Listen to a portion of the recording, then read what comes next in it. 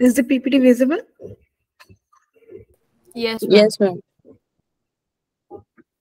Okay.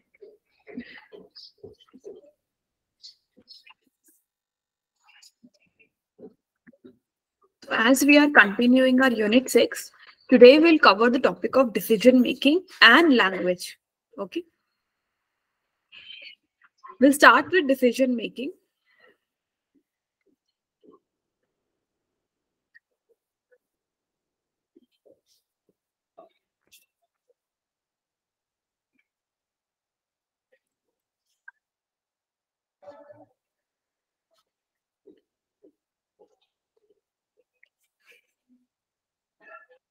Okay.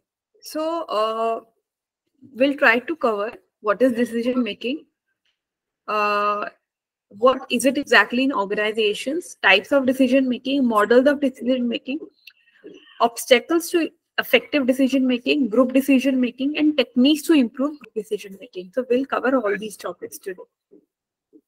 So according to you, what is decision making? How would you define it in general layman language?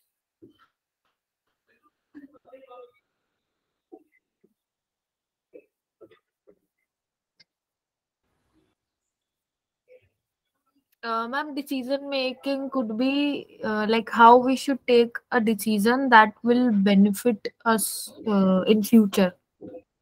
The actions which we should take that will benefit us in future.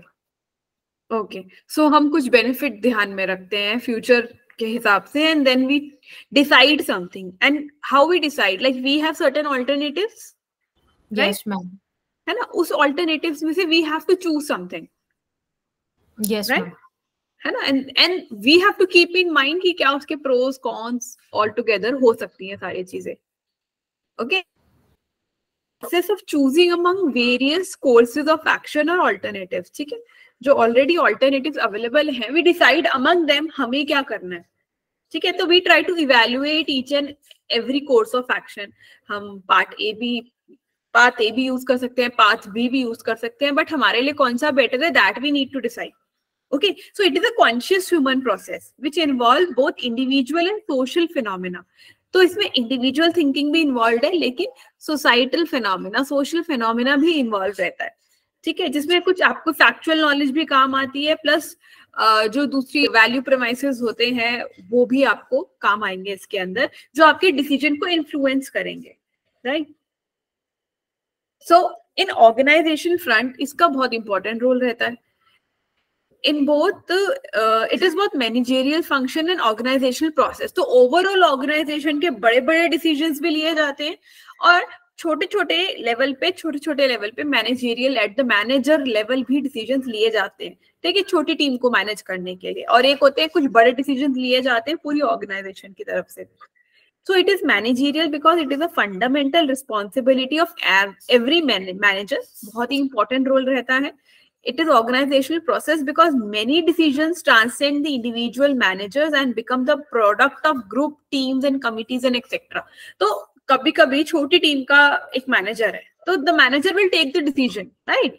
But at times क्या होगा, कुछ बड़ा decision लेना है तो सबकी राय रखी जाएगी, सबकी राय को इंपॉर्टेंस दिया जाएगा, और जो बेस्ट होगा कंपनी के लिए या आउटपुट के लिए उसकी, तो उसको चूज किया जाएगा. ठीक है, तो वो ऑर्गेनाइजेशन लेवल पे डिसीजन होता है. Types of decision making. There are two categories given by Herbert Simon, two groups basically. One is decision, another is strategic and tactical decisions. Program decisions कौन से होते हैं? They are routine and repetitive, जो हम daily करते हैं. ठीक है, ऑर्गेनाइजेशन के पर्सपेक्टिव से बात हो रही है यहाँ पे. किसी कंपनी में अगर आप इमेजिन करते हो, किसी भी बड़ी ऑर्गेनाइजेशन में, उनके पर्सपेक्टिव से बात हो रही है. तो जो वहाँ के रूटीन डिसीजंस होते हैं वो प्रोग्राम डिसीजंस हैं. Okay, they are made within the framework of organisational policies and rules. So already set policies है. सपोज किसी को रिजाइन करना है, कंपनी छोड़नी है, तो ऑलरेडी एक सेट गाइडलाइंस है ना, उनको आपको अपना 1 month का नोटिस पीरियड देना होगा, इतने टाइम के लिए सर्व करना होगा. अगर आप नहीं करते हो तो आपका कुछ सैलरी कटेगा, है ना. इस तरीके से there are already certain laid rules which are being followed. तो वो प्रोग्राम डिसीजंस हैं. ऑलरेडी पॉलिसीज रूल उसके लिए सेट है, इस्टेब्लिश है, वो ही फॉलो करना है. किसी को प्रमोशन करना है तो again it has, company has already certain laid rules जिसके बेसिस पे वो करेगी, right. Then there are certain decisions which are non programmed in nature. They are relevant for solving unique problems and unusual problems. ठीक है, जो पहले से decide हम एडवांस में नहीं कर सकते. Always there are at times certain issues, certain problems जो अचानक से अराइज हो जाती है. हम इमेजिन सब कुछ नहीं करके जा सकते ना कि हमारे फ्यूचर में क्या क्या प्रॉब्लम्स आने वाली है. हाँ, कुछ चीजें हमें पता है, उसके लिए हम ऑलरेडी डिसीजंस ले लेते हैं कि अगर कल को ये प्रॉब्लम आएगी तो हम इसके लिए पहले से ही एक कॉन्ट्रैक्ट बना लेते हैं. ठीक है, कोई आएगा, उसको रिजाइन करना या उसका प्रमोशन है, पहले से रूल्स डिसाइड हो गए हैं, right. But at times there are certain issues also जिसकी कोई आप इमेजिन नहीं कर सकते, आप प्री डिसाइड नहीं कर सकते हो. ठीक है, तो उस टाइम पे जो डिसीजंस लिए जाते हैं वो नॉन प्रोग्राम डिसीजंस हैं. For example, if an organisation wants to take actions for growth, it may have several alternative routes. अब सडन कि हम लोग कहीं पीछे छूट रहे हैं मार्केट में, we have to work harder, अपनी ग्रोथ पे काम करना है, तो सबको बुलाओ, ब्रेनस्टॉर्मिंग करो, क्या क्या कर सकते हैं हम, क्या बेटर कर सकते हैं. ठीक है, तो जरूरी नहीं है ये प्रोग्राम्ड हो, ये ऑब्वियसली डिमांड, टाइम की डिमांड के साथ चीजें बढ़ती हैं. अब अचानक से डिजिटलाइजेशन हुआ था मार्केट, राइट. तो बहुत सारे बिजनेस में ऐसे चेंजेस आए थे विच वर नॉन प्रोग्राम. पहले से उनकी कंपनी ने डिसाइड नहीं किया था कि क्या होना चाहिए, क्या नहीं होना चाहिए, right. Yes, ma'am. Ma'am, for example, if we take the example of Corona period, at that time we did not know that we would switch to this online mode for classes. That was right. non-program thing. Yes. हाँ, right. Online classes भी बहुत सारी जगह shift हुई थी, switch हुई थी, and everyone was not even ready for that, right? Yes, ma'am. Yes, ma'am. Right. You're perfectly right. So another is strategic decision and operational tactical decision. Strategic decision का concept ये है, it is based on the strategy which is a major action plan in organization. Already company ने एक strategic plan बनाया है. Decision is a major one which affects whole or major part of organization. तो आपका decision पूरी company को affect करने वाला है. It contributes directly to the achievement of organizational objectives. Organization के जो motives हैं, objectives हैं, उसको fulfill करने में काम आएगा. Example, change in product mix, expansion of business, change in personal policies. तो हो सकता है हमें अगेन, जैसे अभी हमने कोरोना पीरियड की बात करी, तो हमने डिसाइड किया है कि we need to change certain policies अभी इस पीरियड को डील करने के लिए, राइट. वहां पे इसका, जहाँ के पे पूरी कंपनी को इस चीज का इफेक्ट पड़ने वाला है. Then we have tactical or operational decisions which is derived out of strategic decisions. The working of organization and is made up in the context of well set policies and procedures. तो operational decisions हैं जो day to day working से related हैं. Already हमने कहीं ना कहीं इसके लिए पॉलिसीज और प्रोसीजर सेट करे हैं. डिसीजंस इसमें भी रिपीटेटिव होते हैं, लाइक हमें रॉ मटेरियल परचेज करना है या एम्प्लॉयज को ड्यूटी अलॉट करनी है, तो we have certain criteria to do all of that. ठीक है, but the point is it is operational, जो रिक्वायर्ड है हम वो कर रहे हैं, टैक्टिकली डील कर रहे हैं. ठीक है, स्ट्रैटेजिक था, एक मेजर एक्शन प्लान था मेजर ग्रोथ के लिए कंपनी की. Is it clear? Yes, ma'am, it's clear. Okay. Then we have two main models of decision making. One is classical model of decision making, another is behavioral model of decision making. The classical model is rational model. It is rational model of decision making, which actually assumes that managers have access to complete information and are able to make an optimal decision by weighing every alternative. तो यहाँ पर क्या होगा, हर alternative को consider किया जाएगा. ठीक है, क्लासिकल डिसीजन मेकिंग में हम कंपनी की बेहतरी के लिए सोचते हैं, ओवरऑल गुड के लिए. तो मैनेजर के पास सारी इंफॉर्मेशन होती है, ओके, और ताकि वो हर ऑल्टरनेटिव क्या क्या हमारे पास रास्ते हैं सबकी बात सुनेगा, सबको देखेगा और फिर एक ऑप्टिमल डिसीजन लेगा, राइट. बेसिक प्रिंसिपल्स क्या है इसमें, वो मान के चलते हैं basically humans are rational, that we all think logically, we seek to optimise our outcomes. तो हम सब की कोशिश यही रहती है कि मैक्सिमम आउटकम हो और मिनिमम नुकसान हो या मिनिमम एफर्ट लगे, लेकिन फायदा सबसे ज्यादा हो हमारा, ठीक है। The classical model suggest that decision logical series of steps. तो क्लासिकल मॉडल एक सीरीज ऑफ स्टेप्स देता है डिसीजन मेकिंग के लिए। वो क्या है, आई गेस वो नेक्स्ट स्लाइड में है। So there are 4 main assumptions behind this model. पहला assumption, the problem is clearly defined. This model assumes that decision maker has clear set of goals. यानी कि आपकी problem बहुत clear है, क्या issue resolve करना है हाथ में वो एकदम clear है। जैसे अभी हम बात कर रहे थे, पढ़ाना है, ठीक है, एजुकेशन की कंपनी है, लेकिन शायद वो पहले स्कूल्स के साथ ऑफलाइन डील करती थी, बट सडनली कोरोना की वजह से सब ऑनलाइन शिफ्ट करना है, ठीक है। तो अब उनको ऑनलाइन डिलीवर करनी है सारी चीजें बहुत कम टाइम फ्रेम में। तो ये उनका क्लियरली डिफाइंड प्रॉब्लम है that we need to deliver education online, right. Next is certain environment, okay.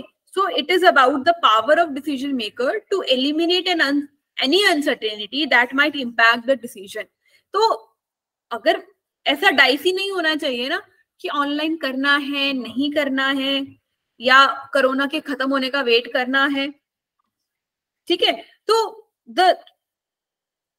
there must be some kind of clarity. तो अनसर्टेनिटी को जितना एनवायरमेंट से हटाया जाए उतना ज्यादा बेहतर होता है, okay. So there are no risk to account for. तो ज्यादा से ज्यादा जो इश्यूज हैं, जो प्रॉब्लम एरियाज है, आप उसको रिसॉल्व करोगे कि अगर आप करना चाह रहे हो, सपोज आप ऑनलाइन जाना चाह रहे हो, तो इशू क्या आ रहा है, प्रॉब्लम क्या है, आपके पास टेक्निकल टीम नहीं है, अवेलेबल नहीं है, या व्हाट एल्स, बच्चों के साथ डायरेक्टली टाई अप नहीं है, या स्कूल वाले सपोर्ट नहीं कर रहे हैं आप लोगों को। तो what are the core areas जहाँ पे लग रहा है कि नहीं ये पॉसिबल है भी प्लान की नहीं। या फिर कभी कभी होता है ना, हमें पता है we have a friend there जो सपोर्ट करेगा, अरे वो अपने स्कूल के साथ इंटरेक्शन में भी मदद करेगा, टीचर्स को भी बोल देगा कि वो भी ऑनलाइन अपने बच्चों को यही इसे सॉफ्टवेयर लेके यूज करना है, और उसी के थ्रू स्कूल वाले भी डिलीवर करेंगे एजुकेशन को। तो you at times you have certain mindset and certain tie ups. आपको पता होता है आपके एनवायरनमेंट में क्या क्या रिसोर्सेज अवेलेबल हैं और आप वो काम कर सकते हो, राइट। तो वो हेल्प करता है उस अनसर्टेनिटी को हटाने में, ठीक है। Third assumption is full information. तो decision maker is able to identify all alternatives available to him. तो जो भी उसके पास XYZ रास्ते हैं ना, वो सबको आइडेंटिफाई करके रखता है, इवेलुएट करता है उसमें से उसके लिए कौन सा बेहतर है, उनको रैंकिंग देता है और फिर उसको फॉलो करता है, ठीक है। कि हम सपोज 3 स्कूल्स उसको अप्रोच कर रहे हैं कि हम लोग रेडी हैं आपके साथ टाई अप में, तो वो देखेगा मुझे किसके साथ ज्यादा फायदा है, एंड देन अकॉर्डिंगली वो आगे बढ़ेगा। Final assumption is rational decision. तो ये मान के चल रहे हैं कि हम जो भी डिसीजन ले रहे हैं, decision maker, they all are taking it rationally, logically, in the best interest of organisation. Organisation के फायदे के लिए ले रहे हैं। These are the steps which we were talking about. पहले प्रॉब्लम एग्जिस्ट करती है, फिर हम उस प्रॉब्लम को रिकॉग्नाइज करते हैं, ठीक है। जैसे अभी हमने एग्जाम्पल डिस्कस किया, कोरोना सिचुएशन आई, पढ़ाई को नुकसान हो सकता था, कैसे करना है, फिर उस प्रॉब्लम को पहचाना कि एग्जैक्ट प्रॉब्लम क्या है इन डिटेल, कि बच्चों को ऑनलाइन एजुकेशन कैसे दिया जाए, उसको डिफाइन करा प्रॉब्लम को एग्जैक्टली इन पर्टिकुलर ऑब्जेक्टिव। हम हाइपोथेसिस करते हैं, हम डिफाइन करते हैं ना अपनी प्रॉब्लम को, फिर सोल्यूशन क्या हो सकता है, ऑल्टरनेटिव सोल्यूशंस क्या क्या है, ठीक है। What can be done, online lectures दे रहे हैं हम या रिकॉर्डेड लेक्चर्स दे रहे हैं, how it can be done, online test भी कंडक्ट करेंगे क्या हम, ऑल्टरनेटिव्स आर जनरेटेड, ठीक है। इंफॉर्मेशन उससे रिलेटेड आप गैदर करोगे, उनको इवेल्युएट भी करोगे अपने ऑल्टरनेटिव्स को, इस प्रॉब्लम सॉल्व करने के जो आपने रास्ते सोचे हैं उसमें से बेहतर कौन सा है ये भी देखोगे, और फिर उनमें से कोई एक मेथड उसको अप्लाई करोगे। अप्लाई करने के बाद इवेल्युएट भी करोगे जो आपने सोचा था, क्या वो उतना इफेक्टिवली आपकी प्रॉब्लम सॉल्व कर रहा है, ठीक है। इज इट क्लियर, ये स्टेप्स क्लियर है ना? Yes, ma'am. Yes, ma'am. Okay. Then we have certain problems with this model also. What are these? The assumptions are flawed. Why? क्या flaws रह गए? ये जो assumptions अभी हमने पढ़े थे, human beings are not perfectly rational. तो are we perfectly rational? क्या हम हमेशा logically सोच पाते हैं? No, ma'am. Right? तो we are not completely rational beings. हाँ. Information is not costless or complete.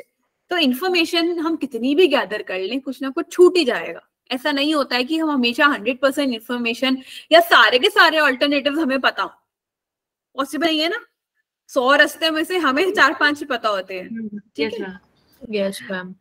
assumes that all alternatives will be considered, ठीक है। अगेन वही वाली बात है, सारे ऑल्टरनेटिव्स तो हमें पता ही नहीं होते हैं।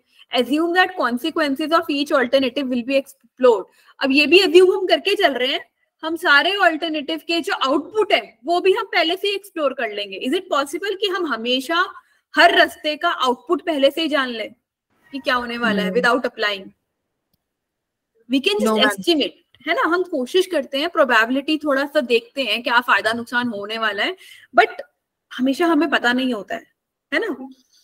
So we assume then also it assume that we can cognitively cope with all this information, और वो ये भी assume करके चल रहे हैं कि हम क्योंकि rational beings हैं और cognitively यहाँ से thinking wise हम ये सारी information समझ लेंगे, जान लेंगे, understand कर लेंगे और cope up भी कर लेंगे और problem का solution भी ultimately कर ही लेंगे, ठीक है। तो practically थोड़ा सा हो सकता है यहाँ पे दिक्कत आ जाए, right? तो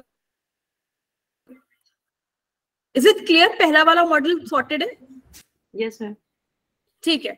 अनदर मॉडल इज बिहेवियरल और एडमिनिस्ट्रेटिव मॉडल। इसी थोड़ा डिफरेंट है क्लासिकल मॉडल में जो अभी हमने पढ़ा है। So basically this model acknowledges real world limitations on managers decision making.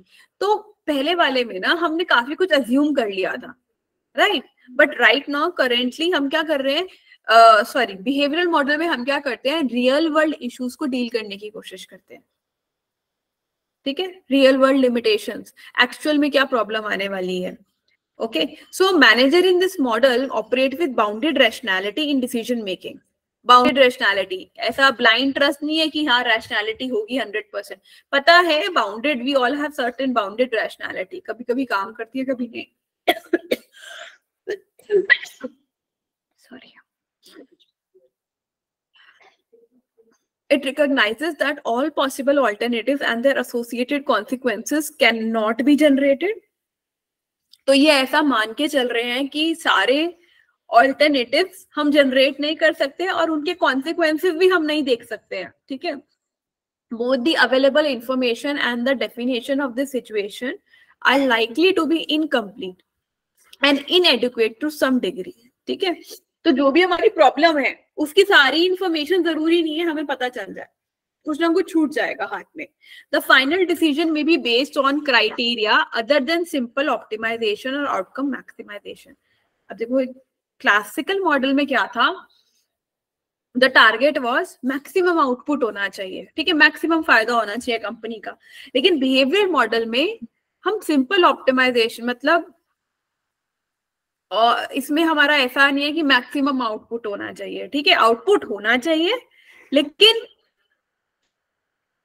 जो चीजें फिजिबल हैं उनको ध्यान में रखते हुए मिनिमम रिक्वायरमेंट्स के साथ, ठीक है। ऐसा नहीं है कि you are like blindly doing something और पूरा झोंक दिया खुद को, और ठीक है, तो आउटकम के चक्कर में, बट आउटकम भी जितना रिक्वायर्ड है उतना चाहिए, प्लस एफर्ट्स भी मिनिमल लगने चाहिए मिनिमम रिक्वायरमेंट्स के साथ, ठीक है, रिसोर्सेज भी तो बचा के चलने हैं अपने। So when managers seek solutions that are good enough, they decide on, pursue on a course of action that will satisfy the minimum requirement necessary to achieve a particular goal rather than maximize. तो क्या कर रहे हैं वो, minimum requirement necessary to achieve a particular goal, एक गोल तक पहुंचने के लिए जो भी minimum requirements है ना वो रास्ता चूज किया जाएगा ताकि सबके लिए प्रॉब्लम ना हो, किसी के लिए भी प्रॉब्लम ना हो और काम भी हो जाए। Is it making sense to all? Yes, ma'am. Okay, so now we are moving towards the obstacles to effective decision making. अब decision making में क्या क्या issues आते हैं? Okay, most common issues are, one is group thinking, another is escalation of commitment, and another one is willingness of groups to take this risk. ठीक है, group think में क्या होता है कि जब लोग सारे मिलके एक जैसा, एक के पीछे एक, भेड़ चाल नहीं बोलते जैसे हम, तो सब मिलके एक ही जैसा सोच रहे हैं तो कुछ नया जनरेट ही नहीं होगा, अपने आइडियाज जनरेट ही नहीं कर रहे हैं, एक के पीछे एक, ठीक है। एक्सकलेशन कमिटमेंट में क्या होता है, आप कर मतलब जितना कर नहीं सकते ना उससे ज्यादा कमिट कर देते हो, और फिर क्या करते हो, काम आपने कमिटमेंट कर दिया मैं कर लूंगा ये काम, बट आपसे नहीं हुआ वो काम, ठीक है। अब ये नहीं है कि आप छोड़ दोगे, क्योंकि आपने तो कमिट किया है, आपकी इमेज भी तो खराब, तो भी आप उसके पीछे लगे हो, नहीं नहीं नहीं मैं कर लूंगा, मुझे थोड़ा टाइम और दे दो मैं कर लूंगा, फिर आपको थोड़ा टाइम और मिल गया लेकिन फिर भी आपने वो काम नहीं किया, समझ रहे हो। तो क्या हो रहा है, एक्सकलेशन, अपने ही कमिटमेंट के पीछे पड़े हो, मैं कर लूंगा बट हो तो पा नहीं रहा है ना, उसके बहुत सारे रीजंस होते हैं विच वी विल डिस्कस कि ऐसा हम क्यों करते हैं, ठीक है। Willingness of groups to take risk, तो जो ग्रुप्स होते हैं उनमें रिस्क टेकिंग विलिंगनेस आती है, तो कभी कभी वो डुबा भी देते हैं कंपनी उसको या अदरवाइज भी, तो ग्रुप में कि क्योंकि क्या होता है ना, जब अकेले होते हैं तो कुछ करने का मन नहीं रहेगा, लेकिन अगर भीड़ में हम या सारे 4-5 दोस्त भी हैं तो कहेंगे अच्छा ठीक है कर लेते हैं, कुछ बड़ा कारनामा करना है तो कहेंगे कर लेते हैं, उस वक्त हमें डर नहीं लगता है ग्रुप में, बट कभी कभी रिस्क वहां पे दिक्कत भी कर सकते हैं, ठीक है। तो इसको अभी हम डिटेल में समझेंगे। We have this escalation of commitment which I was talking about. Decision maker is unwilling to change a course of action, so despite unequivocal evidence showing that the decision was incorrect. For example, suppose किसी company के head ने decision लिया है, ठीक है, अब उसने कहा कि अरे ये तो कोरोना का टाइम आ गया था जैसे हम डिस्कस कर रहे थे, और उसने कहा कंपनी पे तो बहुत प्रॉब्लम आ रही है फाइनेंशियली, हमें तो कुछ लोगों को निकालना पड़ेगा काम से, राइट। उन्होंने एक्चुअली बहुत सारे लोगों को हटा दिया काम से, ठीक है, जॉबलेस हो गए लोग भी, कंपनी के ऑब्वियसली थोड़ा नाम भी खराब हुआ, क्योंकि जो हटा है वो भी तो जाके बोलेगा ना ये इन्होंने, मैं इतना काम किया इन लोगों के लिए इतना साल, इन्होंने 1% भी नहीं सोचा मेरे बारे में, राइट। अब इन्होंने जब ये डिसीजन लिया ही था ना, वो लास्ट मंथ था कोरोना का, उसके बाद corona was resolved and things were back to normal, हम इतना है लेकिन संभालने वाला कंपनी में कोई है नहीं, और ऑब्वियसली जो ट्रस्टवर्दी जो लोग थे वो लोग हटा चुके हैं पहले, ठीक है। अब जो डिसीजन मेकर है उसको पता है कि ये डिसीजन गलत था, उसका एविडेंस दिख रहा है, कंपनी को लॉसेस हो रहे हैं, लेकिन वो रिजिड रहेगा, टिका रहेगा अपनी बात पे, नहीं नहीं मैंने सही डिसीजन लिया था और कंपनी की भलाई के लिए ही लिया था, और ये अभी हम कुछ लोगों की न्यू हायरिंग कर लेंगे और सस्ते में करेंगे जितने में उन लोगों को रखा हुआ था, तो इट विल बी रिजॉल्व, ठीक है। अपनी ही बात पे वो अड़ा हुआ है, एविडेंस होने के बावजूद की गड़बड़ हुई है, ठीक है। इसके रीजंस क्या होते हैं इस तरीके की चीजों के, stick to itness, desire to be consistent, strong feelings of personal responsibility. तो वही अगेन, किसी एक बात अगर आपने कमिट कर दी है सोशली लोगों के सामने, तो एक प्रेशर बन जाता है आप पे कि मैं उस बात से पीछे नहीं हट सकता, पहली चीज। दूसरी चीज यही desire to be consistent, again अब आपको ना सेल्फ डाउट होने लगता है अगर आप अपनी कहीं भी बात से पीछे हटने की कोशिश करो या कुछ छोड़ दो, मतलब आप किसी काम को बीच में छोड़ दो, ठीक है, जबकि पता है आपसे नहीं हो रहा है, आप कर नहीं पा रहे हो। Strong feelings of personal responsibility, and you have a feeling of personal responsibility कि ये मेरी जिम्मेदारी है, मेरा डिसीजन है, I have to make it work anyhow, that is personal responsibility, ठीक है। इसको हम कम कैसे कर सकते हैं, seek input from trusted advisors who don't feel the personal responsibility, ठीक है। तो हम कुछ बाहर से कुछ ट्रस्टेड लोगों से एडवाइस ले सकते हैं, ठीक है। The decision maker can actually take advice बाहर से, जहां पे उसको समझ में आए कि the real issue is what exactly and why, और क्या किया जा सकता है, डिसीजन लेते वक्त वो एडवाइस ले।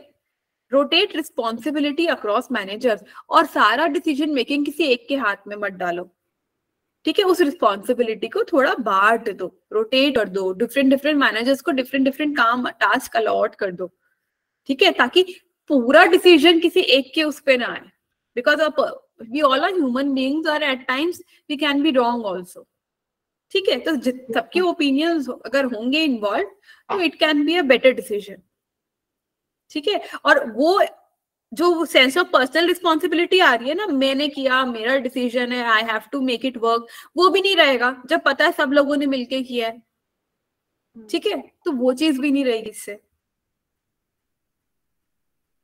Another thing is यहाँ पे group think, which was identified by Irving James, in which groups are lead to commit serious errors in decision making. Group thinking की वजह से भी कभी कभी serious errors हो जाते हैं. It occurs when a group is more concerned with achieving consensus. इसका क्या मतलब हुआ? इनको ना कोई मतलब नहीं होता है कि हम सही डिसीजन ले रहे हैं नहीं ले रहे हैं. इनको बस ये है कि हमें ना ग्रुप से हटके नहीं बात करनी है, जो जहां जो ग्रुप बोल रहा है उसी को फॉलो करना है. ठीक है, हटना नहीं है उस चीज से. तो and groups are very cohesive in nature, है ना, काफी कोऑर्डिनेटेड ग्रुप्स होते हैं, कोहेसिव होते हैं, है ना. कोई भी अपने ग्रुप को आइसोलेटेड या टूटता हुआ नहीं देखना चाहता, है ना. तो सबको कंसेंसस अचीव करना है वहां पे. सिम्टम्स क्या है, ग्रुप थिंकिंग कैसे पता चलेगी? Over estimation of the group, close mindedness with in the group and pressure towards conformity. क्या क्या होता है? Over estimation of the group, यानी कि ओवर एस्टिमेशन यानी कि उनको ऐसा लगता है इल्यूजन ऑफ इन, तो कहीं कुछ इशू है ही नहीं, वो कभी वल्नरेबल हो ही नहीं सकते हैं. They are in group thinking, ठीक है, ग्रुप में है और उनको लग रहा है मतलब उनका तो कभी कुछ बुरा हो ही नहीं सकता है. समझ रहे हो? They cannot be in vulnerable state. Belief in inherent morality of the group, और they also believe that हमारा ग्रुप तो बहुत ही मॉरल वैल्यूज फॉलो करता है, इनहेरेंट मोरालिटी हमारे ग्रुप के अंदर. तो ये जो ओवर एस्टिमेटेड चीजें है ना ग्रुप के अंदर, जो हमें पता है हमेशा प्रैक्टिकल और हमेशा वैलिड नहीं होती है, बट ये एक सिम्टम है, पहचान है. जब कोई ग्रुप ऐसा क्लेम कर रहा है अपने बारे में, तो यानी कि वहां पे ग्रुप थिंकिंग हो सकती है. ठीक है. Yes, sir. Then closed mindedness in the group. Closed mindedness यहाँ से यानी कि एक तो shared rationalization, like past success leads to future success. तो they all have shared rationalization, यानी कि हर चीज को सोचने के लिए जो reasons देते हैं ना, वो rationalize करते हैं. कोई decision लिया है, ठीक है, उसका जो reason देना है उनको, तो वो रीजन भी सेम चलेगा. यहाँ से शेयर्ड रैशनलाइजेशन, क्या कर रहे हैं, क्यों कर रहे हैं, पहले किया था अभी भी हम इसलिए कर रहे हैं, ये पहले भी हमारी कंपनी ऐसी ही चलती आ रही है, अभी तक तो कुछ दिक्कत हुई नहीं, हम तो अभी भी ऐसी काम करेंगे. ठीक है. स्टीरियोटाइपिंग ऑफ आउटसाइडर्स, तो इसमें क्या है, द सेंस ऑफ वीनेस उनको अलग कर देता है. Lead to us versus them view, यानी कि ग्रुप थिंकिंग, यू अंडरस्टैंड ना, हम 4 लोगों का ग्रुप है और हम आपस में हमारी सोच मिल रही है. अब हम तो हम हैं, लेकिन हमने खुद को दूसरों से अलग कर लिया है. हम 2 तरीके से, हम दूसरी दुनिया को, बाकी लोगों को आउटसाइडर की तरह ट्रीट कर रहे हैं. ठीक है, क्योंकि हम में तो ऐसे, बट हम सोशल साइकोलॉजी में भी जब हम इन ग्रुप और आउट ग्रुप की बात करते हैं, हाँ वो वाली वही वाला है ये. ठीक है, तो दूसरों को हम स्टीरियोटाइप कर रहे हैं. ठीक है. Then we have pressure towards conformity. तो conformity you understand ना, conform करना है, खुद को ग्रुप में बनाए रखना है. है ना. तो वहीं पे वही चलता है ग्रुप सेल्फ सेंसरशिप, यानी कि अगर कुछ आपके मन में आ भी जाए ना, तो आप उसको हटा दोगे. लाइक हमें तो ग्रुप में एडजस्ट रहना है, ग्रुप से हटना नहीं है, बिल्कुल डेविएट नहीं होना है. ठीक है.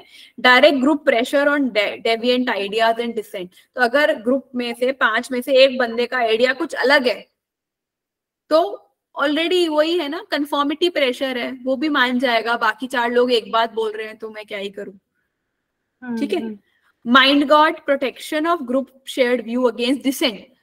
तो ये भी क्या करते हैं, अब ग्रुप थिंकिंग तो हो गई, अब मिलके 5 ने एक जैसा सोचा, एक जैसा अपना डिसीजन बना लिया. अभी ये भी करेंगे, कोई आउटसाइडर आता है और बोलता है ये गलत है. ठीक है, तो क्या करेंगे, माइंड गार्ड 5 मिलके प्रोटेक्ट करेंगे अपने डिसीजन को, किसी और के अगेंस्ट भी, है ना. कोई और आके उंगली उठाता है ना, तब भी ये सब प्रोटेक्ट करेंगे, रेदर देन कि कोई भी एक समझे उस चीज को. इल्यूजन ऑफ अनएनिमिटी यहाँ पे मतलब है दुश्मनी. ठीक है. तो इनको लगता है आपस में यहाँ तो सब कुछ बहुत ही कॉर्डियल है, किसी की किसी से कोई दुश्मनी नहीं है और हमारी भी किसी से कोई दुश्मनी नहीं. ठीक है, कहीं कोई chaos नहीं है, कहीं कोई मेंटल कॉन्फ्लिक्ट्स नहीं है। तो दीज आर सिम्टम्स जहां पे पता चलता है ग्रुप थिंकिंग एक्चुअली हो रही है। क्लियर है ये? यस मैम, हम बोल सकते हैं जो अभी ये खालिस्तानी और जो ये चल रहा है सारा पंजाब साइड में, ये भी एक तरह से ग्रुप थिंक ही है कि अगर जो एक हायर हाँ, अथॉरिटी ने बोल दिया, जैसे जो अमृतपाल सिंह जो है उन्होंने बोल राइट, दिया, तो सब लोग उसे फॉलो कर रहे हैं। कुछ कम्युनिटी प्रेशर आ रहा है। होता है और इसमें क्या होगा ना, कुछ कुछ अगर कुछ और लोग भी होंगे जो उनसे अग्री नहीं करते हैं बट उन्हीं की कम्युनिटी को बिलोंग करते हैं, तो they don't have any option ना टू, वो भी कहीं ना कहीं कंफर्म, वो भी कंफर्म कर रहे हैं, फिर उनके अंदर भी वो कंफर्मिटी आ रही है। Right. So how can we prevent this thing? Group thinking को प्रिवेंट कैसे कर सकते हैं? We can encourage group members to voice their opinion, doubts and objective. अगर ग्रुप मेंबर्स को एनकरेज किया जाए अपनी बात कहने के लिए, ठीक है।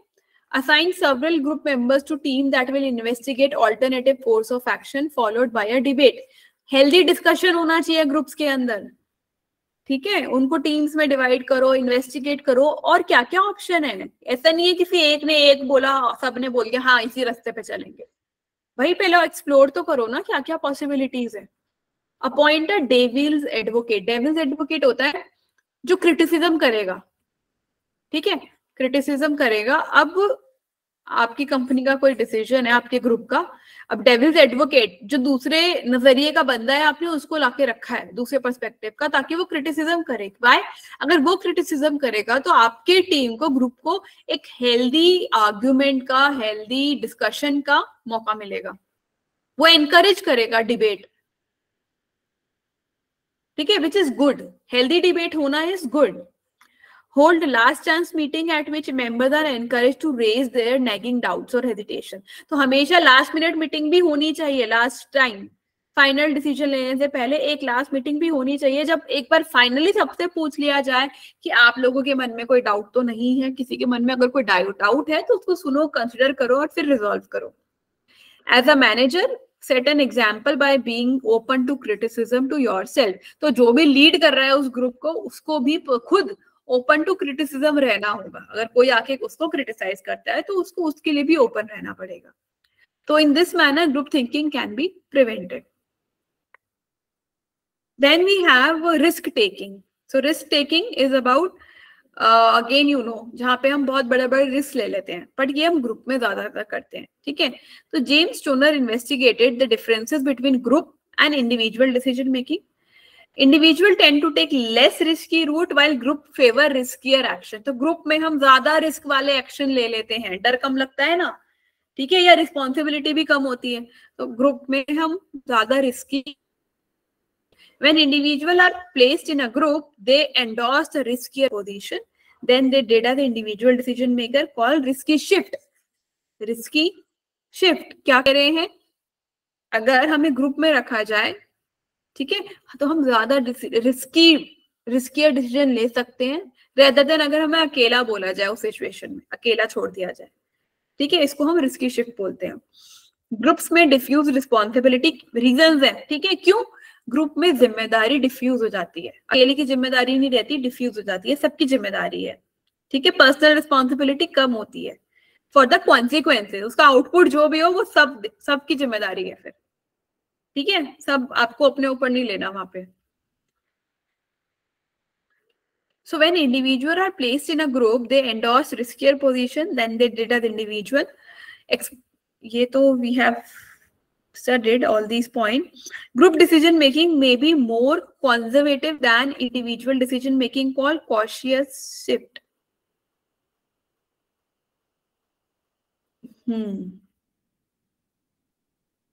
Tendency of group to move toward extreme is termed as group polarization.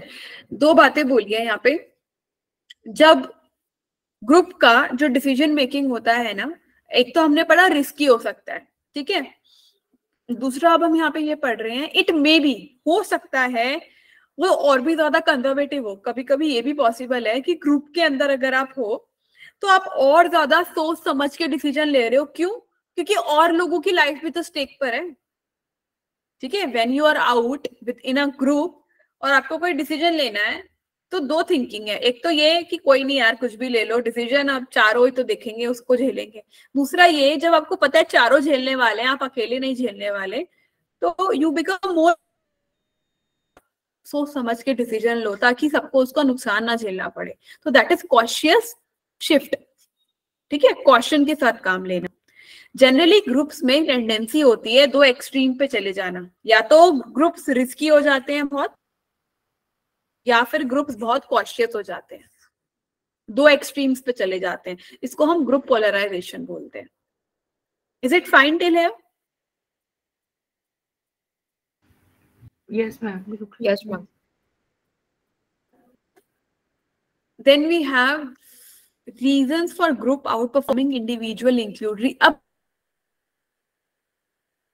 एक तो ग्रुप्स में क्या होता है, पूल ऑफ इंफॉर्मेशन काफी है, pool of information and abilities, specialisation and division of labour. ठीक है, काम हम डिफरेंट डिफरेंट लोगों की डिफरेंट डिफरेंट एबिलिटीज के अकॉर्डिंग डिवाइड कर सकते हैं। सोशल रिवॉर्ड्स मिलता है for making significant contribution, provide additional motivation. तो जब ग्रुप में काम कर रहे हैं और आप कुछ अच्छा काम करते हो तो एक्नॉलेजमेंट भी तो मिलता है ना, उससे एनकरेजमेंट होता है और काम और बेहतर होने के चांसेस होते हैं। Okay, so now we'll talk about techniques to improve group decision making.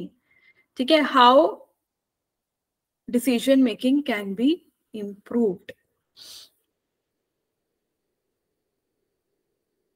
One is brainstorming. इस पे क्वेश्चन था। अच्छा, इस टेक्निक पे? हाँ, ये ग्रुप डिसीजन मेकिंग पे ही, और ब्रेनस्टॉर्मिंग उसमें ऑप्शन था मैम।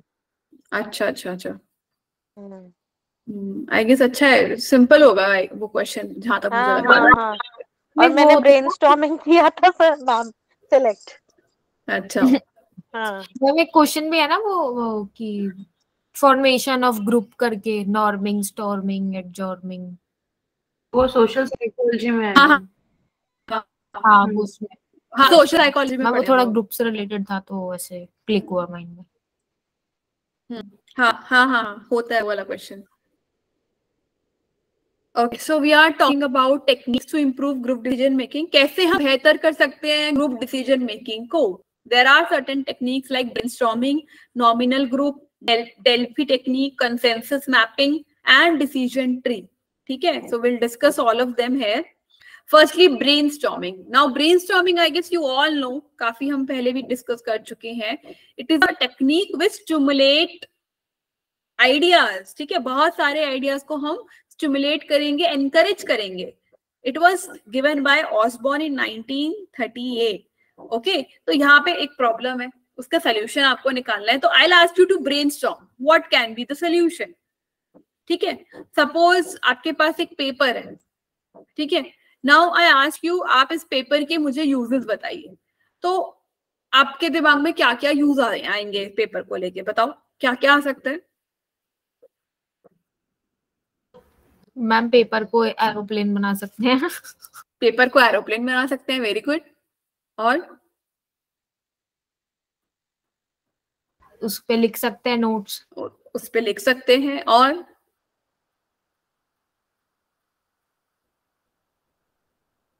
कभी कभी पेपर का यूज हम रैपिंग में भी करते हैं, कुछ रैपिंग में भी करते हैं।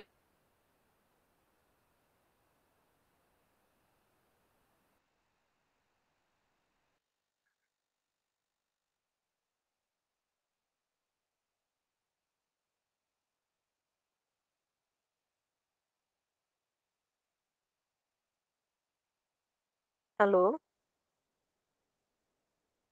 हेलो हेलो, मैम का आवाज ऑफ नहीं हो आ रही गया क्या? ये। हाँ तुम्हारा आ रहा है? हाँ आपका भी आ रहा है। शिवी आपको आ रही है मैम की आवाज? नहीं, हाँ मैम मुझे का भी नहीं है। करें।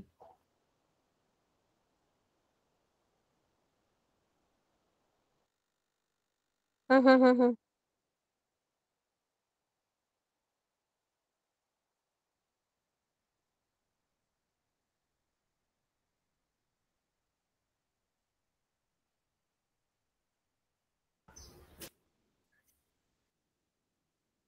क्वेश्चन क्या था कि पेपर के क्या क्या यूज है ना? हाँ जी।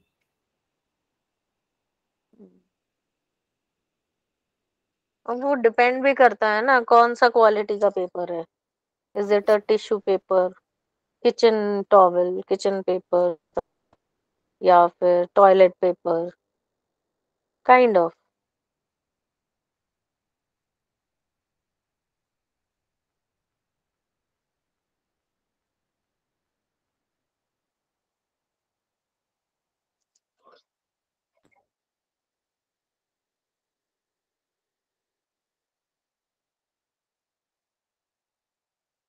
Recording is still on. Hmm.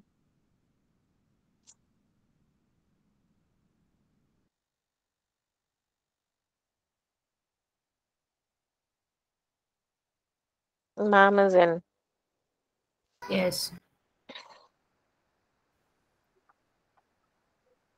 Okay, shall we continue? Power cut हुआ है actually. Okay. Okay. समझ आ गया ना मैम? लोड शेडिंग हर जगह है. हम्म, आज मेरे यहाँ 2 बार जा चुकी है. वो थोड़ा मौसम खराब है ना. Yes ma'am.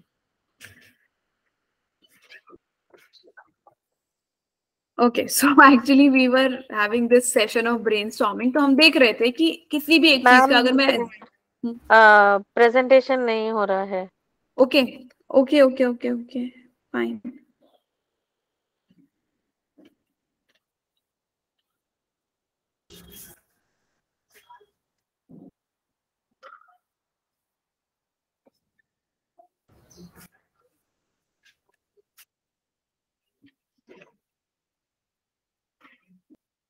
Yes ma'am. अभी दिख रहा है ना. Yes. ठीक है, so I will continue it कि हम ब्रेनस्टॉर्मिंग की बात कर रहे थे. I guess conceptually you all know this concept. Yes. To another technique that is nominal group technique. Nominal group technique एक स्ट्रक्चर्ड ग्रुप टेक्निक है. ठीक है, it is based on consensus. The basic concept is consensus only, कि सब group का लोगों का final consensus हो जाना. कंसेंसस यू अंडरस्टैंड ना, एग्रीमेंट हो जाना चाहिए एक ही बात पे, राइट? तो नॉमिनल ग्रुप टेक्निक में वर्बल कम्युनिकेशन ज्यादा नहीं होता है लोगों के बीच. ठीक है, ग्रुप को सबको इनवाइट करते हैं, एक जगह बैठते हैं, सब लोग अपने ओपिनियंस अपना रिकॉर्ड करते हैं. एक दो पॉइंट्स जो इश्यूज होते हैं जिस पे बात करनी है उनको पहले से दे दिए जाते हैं. वो अपना ओपिनियन रखते हैं, रिकॉर्ड करते हैं, and then they have 1-to-1 discussion over it. सबको मौका दिया जाता है अपनी बात बोलने का, राइट? फिर उनको वो रैंकिंग भी करते हैं. अगर 2-3 चीजें ऊपर सरफेस पे आ गई हैं तो फिर उनको दिया जाएगा, and they will rank it also कि उनको क्या लगता है किस चीज को पहले प्रायोरिटी पे लेके चलना चाहिए या कुछ ऐसा. एंड फाइनली जो भी हेड होगा, जो इस मीटिंग को लीड कर रहा होगा, वो एक कंसेंसस डिसीजन उस जो इंटरेक्शन हुआ है ना उसके बेसिस पे बनाएगा. तो these are the steps. Like firstly ideas are generated, participants are given time to reflect on the previous finding और things, जो भी questions है हमारे, वो अपने आइडियाज को फिर रिकॉर्ड करते हैं. फिर उन आइडियाज को डिस्कशन किया जाता है ग्रुप में, और उसके बाद उसमें से कुछ चीजों को सिलेक्ट करके रैंकिंग दिया जाता है, और उस रैंक के हिसाब से उस रैंक को कैलकुलेट किया जाता है और फिर फाइनल डिसीजन लिया जाता है. This was nominal group technique. Then we have Delphi technique. In Delphi technique members do not interaction. ठीक है, ये रैंड कॉर्पोरेशन ने 1953 में दिया था. इसमें फेस टू फेस इंटरेक्शन जो अभी हमने नॉमिनल में पढ़ा उसमें नहीं होता है. इसमें हम मेल के थ्रू क्वेश्चंस या जो भी इश्यूज हैं उसको भेजते हैं क्वेश्चनर के फॉर्म में. जो भी आपका इशू है उसको क्वेश्चनर फॉर्म में डालते हैं, मेल्स के थ्रू लोगों को भेजते हैं. ठीक है, मेंबर्स को भेजते हैं. Then they give their response. फिर उसको जो मेन जो होल्डर है, मतलब जो मैनेजर आप कह सकते हो, ठीक है, जो डील कर रहा है, तो वो उसको वापस से सारे रिस्पॉन्सेस को इवेल्युएट करके कुछ फीडबैक बना के दोबारा से कुछ क्वेश्चन में चेंज करके उनको दोबारा भेजता है. Like this. यहाँ पे ना जो ये है मीटिंग फैसिलिटेटर, वो असेसमेंट जो है ना पूल्स को पूल ऑफ एक्सपर्ट्स को भेजता है. बहुत सारे लोगों को मेल के थ्रू क्वेश्चनर भेजते हैं. ठीक है, स्टेप 2. ठीक है, स्टेप 2 में फिर ये फीडबैक देंगे, वापस से फैसिलिटेटर को मेल बैक करेंगे, फिर ये कुछ इंप्रूवमेंट फीडबैक देंगे, ये वापस एक्सपर्ट को जाएगा, expert again they will respond back to him and he will again he can give some feedback, ठीक है। एंड फाइनली वो सारे रिस्पॉन्सेस को कंपाइल करके जो फाइनल डिसीजन निकल के आता है उसको कंसेंसस देके तैयार करता है, जिसके बेसिस पे फाइनल डिसीजन लिया जाता है। Is it fine? क्लियर है सबको ये? Yes ma'am. Yes ma'am.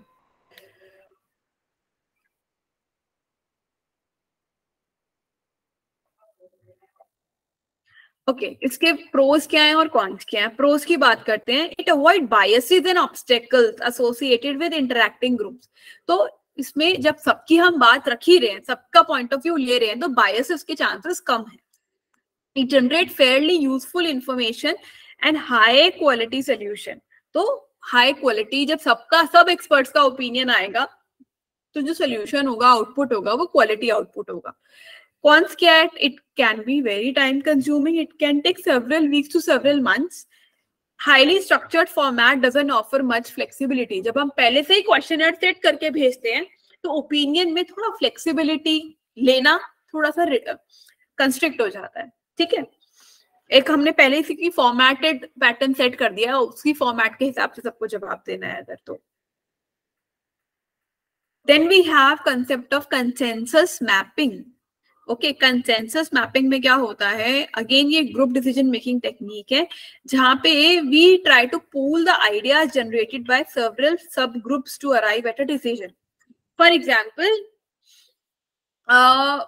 किसी भी चीज के ऊपर अभी हमें डिसीजन लेना है, ठीक है, वहां पे 2 पर्सपेक्टिव हो गए हैं। कोई भी टॉपिक बोलो मुझे जहां पे डिसीजन मेकिंग रिक्वायर्ड हो। सपोज बहुत ही प्रैक्टिकल डिसीजन लेते हैं, हम डिस्कस करते हैं कल की क्लास का टाइम क्या रखना है, ठीक है। अब आप में से मुझे 2 जने बोलोगे कि मैम 4 o'clock, 2 जने बोलोगे नो मैम मैं तो फ्री भी नहीं होती उस वक्त, आप 6 o'clock रखो, ठीक है। और फिर मेरा भी खुद का कुछ टाइमिंग होगा, तो क्या होगा? सब ग्रुप 2 बच्चे का कुछ कंफर्टेबल टाइमिंग है, बाकी 2 बच्चों का कुछ और कंफर्टेबल टाइमिंग है। देयर विल बी सब ग्रुप्स क्रिएटेड, है ना। बट हमें क्या करना है? एक है ना, एक हमें फाइनल डिसीजन पे पहुंचना है। तो 2 टीम्स हो गई अलग अलग, टीम ए टीम बी। एक किसी एक टाइमिंग में 4 बजे में कंफर्टेबल है, एक 5 बजे में, एक 6 बजे में कंफर्टेबल है।